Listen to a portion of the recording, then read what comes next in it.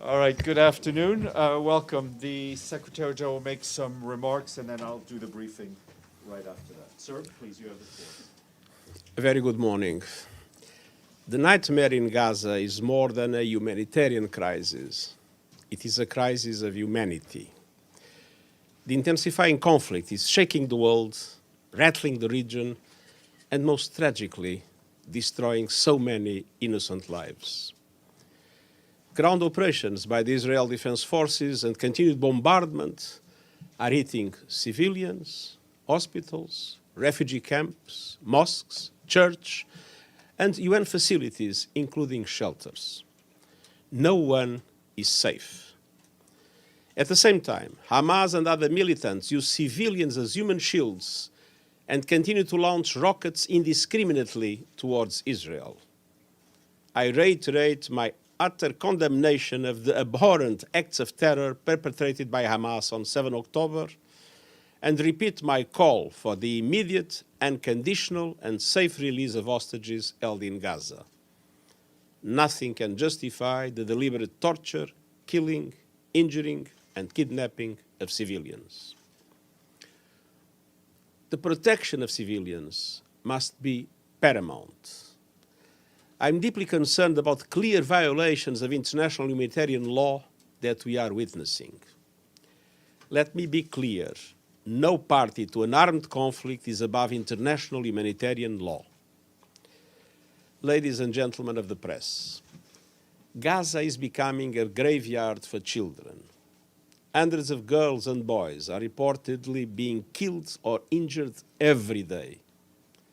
More journalists have reportedly been killed over a 4-week period than in any conflict in at least 3 decades. More United Nations aid workers have been killed than in any comparable period in the history of our organization. I salute all those who continue their life-saving work despite the overwhelming challenges and risks. And the unfolding catastrophe makes the need for a humanitarian ceasefire more urgent with every passing hour. The parties to the conflict, and indeed the international community, face an immediate and fundamental responsibility to stop the inhuman collective suffering and dramatically expand humanitarian aid to Gaza. Today, the United Nations and our partners are launching a $1.2 billion humanitarian appeal to help 2.7 million people. That's the entire population of the Gaza Strip and 500,000 Palestinians in the West Bank, including East Jerusalem. Some life-saving aid is getting into Gaza from Egypt through the Rafah crossing. But the trickle of assistance does not meet the ocean of need. And let's be clear, the Rafah crossing alone does not have the capacity to process 8 trucks at the scale required. Just over 400 trucks have crossed into Gaza over the past 2 weeks, compared with 500 a day before the conflict. And crucially, this does not include fuel. Without fuel, newborn babies in incubators and patients on life support will die. Water cannot be pumped or purified.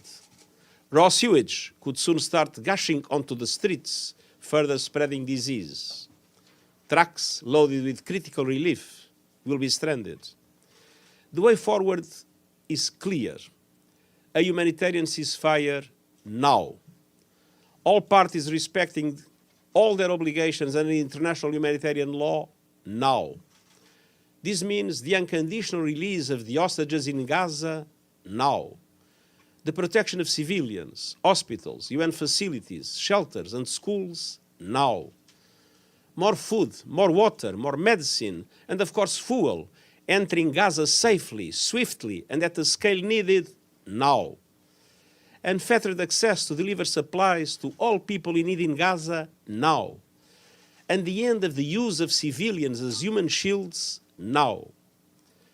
None of these appeals should be conditional on the others. And for all of these, we need more funding now. In addition, I remain gravely concerned about rising violence and an expansion of the conflict.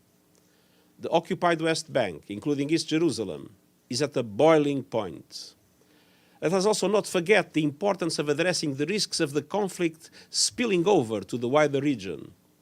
We are already witnessing a spiral of escalation from Lebanon and Syria to Iraq and Yemen. That escalation must stop. Cool heads and diplomatic efforts must prevail. Hateful rhetoric and provocative actions must cease. I am deeply troubled by the rise in anti-Semitism and anti-Muslim bigotry. Jewish and Muslim communities in many parts of the world are on high alert, fearing for their personal safety and security. Emotions are at a fever pitch. Tensions are running high. And the images of suffering are heartbreaking and soul-crushing. But we must find a way to hold on to our common humanity.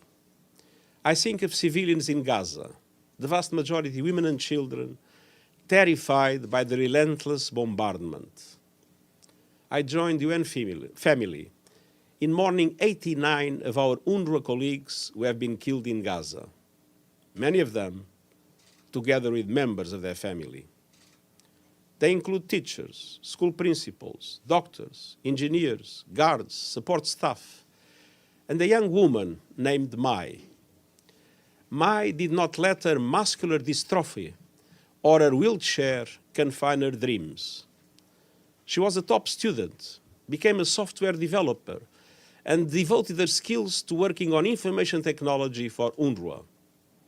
I am so deeply inspired by her example. And I think of all those tortured and killed in Israel nearly 1 month ago, and the hostages abducted from their homes, their families, their friends, while simply living their lives.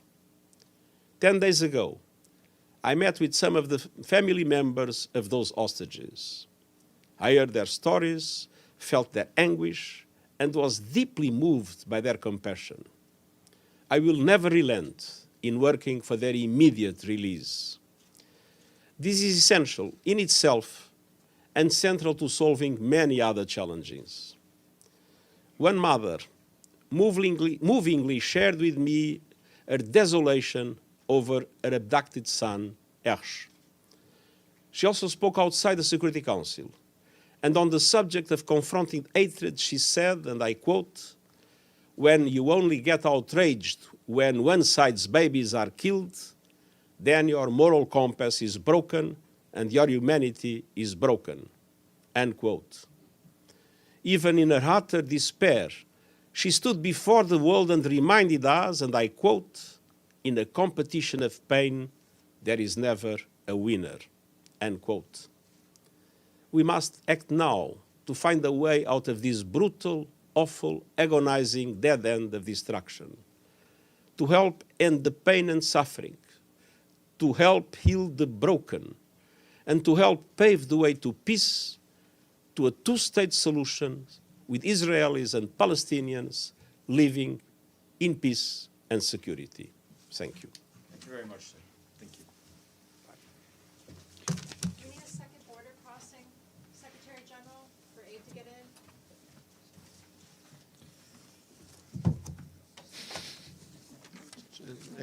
Try, you might as well try. I mean, you know, I think I'm going to try walking out like that too. We'll just chase you. Yeah, exactly. You don't have bodyguards. All right. Sorry, give me 2 seconds.